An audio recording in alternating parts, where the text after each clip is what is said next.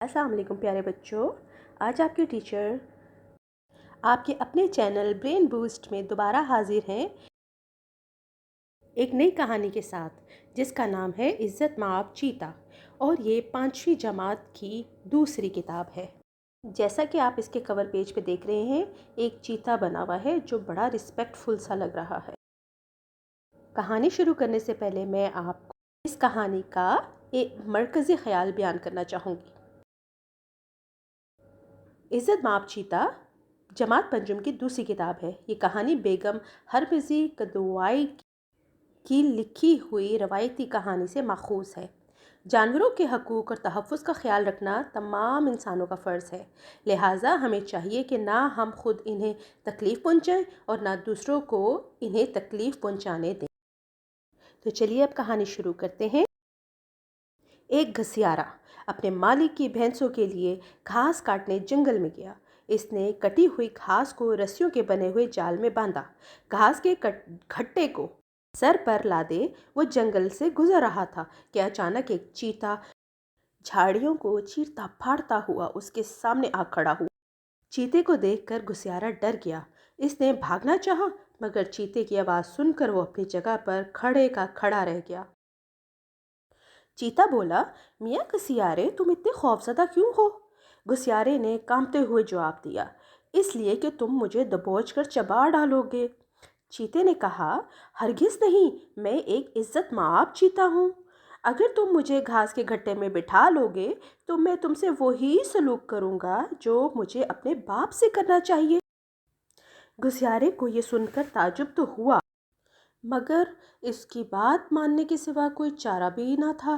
اس نے چیتے کو گھاس کے گٹھے میں باندھ لیا اور گٹھے کو رسیوں سے جکڑ کر اپنے کندھے پہ لاد۔ ابھی تھوڑی دور ہی گیا ہوگا کہ ایک شکاری بندوق لیے ادھر آیا اور گھسیارے سے پوچھنے لگا کہ تم نے کوئی چیتا تو نہیں دیکھا؟ گھسیارے نے جواب دیا، نہیں جناب، میں نے تو یہاں کوئی چیتا نہیں دیکھا۔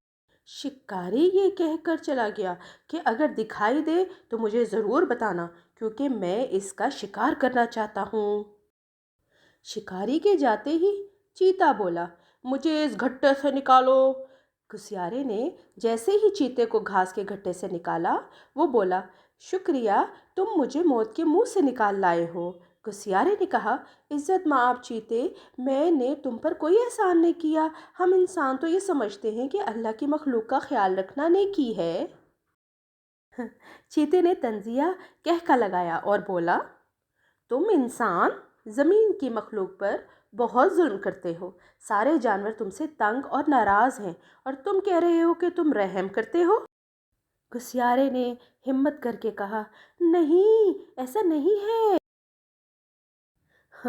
بچوں، پھر کیا تھا؟ چیتے نے گھسیارے کی بات کاٹتے ہوئے پاس ہی ایک درخت سے پوچھا کہ تم تو جنگل کے سب سے پرانے درخت ہو، بتاؤ کیا کہتے ہو؟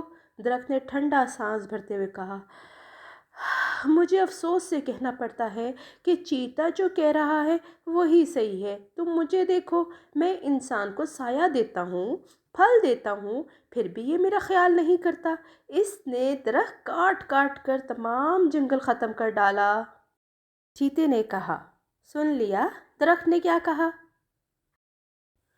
گھسیارا ہار ماننے کو تیار ہی نہیں تھا، بولا، یہ کیا جانے نیکی کیا ہے، بدی کیا ہے؟ کس کے بارے میں کہہ رہے ہیں؟ درخت کے بارے میں۔ صحیح کیا ہے اور غلط کیا ہے؟ اس کا تو سر بھی لکڑی کا ہے، چلو اس بوڑھی بھینس سے پوچھیں۔ چیتا مان گیا تو گھسیارے نے بھینس کو ساری کہانی سنائی۔ بھینس بڑے دکھ بھرے لہجے میں بولتی ہے، میں انسان کو دودھ دیتی ہوں، وہ پھر بھی مجھے چھڑیاں مارتا ہے۔ اب کیا ہونا تھا پیارے بچوں؟ اتنے میں ایک گیدڑ وہاں آ گیا۔ گھسیارے نے کہا، عزت مآب چیتے، اب ذرا گیدڑ سے بھی مشورہ کر لو۔ گیدڑ نے ساری کہانی سنی تو بولا، عزت مآب چیتا درست فرما رہے ہیں، جنگل کا کوئی بھی جانور انسان کے ہاتھوں سے محفوظ نہیں۔ گھسیارے نے گیدڑ کی بات سنی تو سوچ میں پڑ گیا۔ کچھ دیر بعد بولا، تو اس مسئلے کا کیا حل ہو سکتا ہے؟ پیارے بچوں، آپ کو پتہ ہے کہ گیدڑ ایک ہوشیار جانور ہوتا ہے، تو لہٰذا گیدڑ نے چیتے کی طرف دیکھ کر کہا، عزت مآب، آپ بہت ذہین ہیں، آپ ہی فرمائیے۔ چیتا کچھ دیر سوچنے کے بعد بولا، یہ پل ہے جس کی وجہ سے شکاری یہاں آتے ہیں۔ اگر اس کو گرا دیں تو آئندہ جنگل کے جانور آزادی سے رہ سکیں گے۔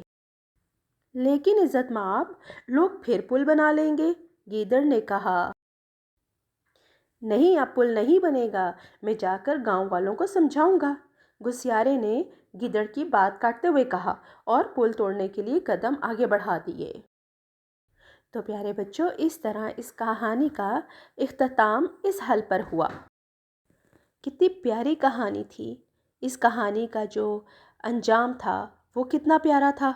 اسی لیے پیارے بچوں، ہمیں جانوروں کا خیال رکھنا چاہیے، کیونکہ یہ بھی اللہ تعالیٰ کی بنائی ہوئی پیاری مخلوق ہیں اور ہمیں فائدہ پہنچاتی ہیں۔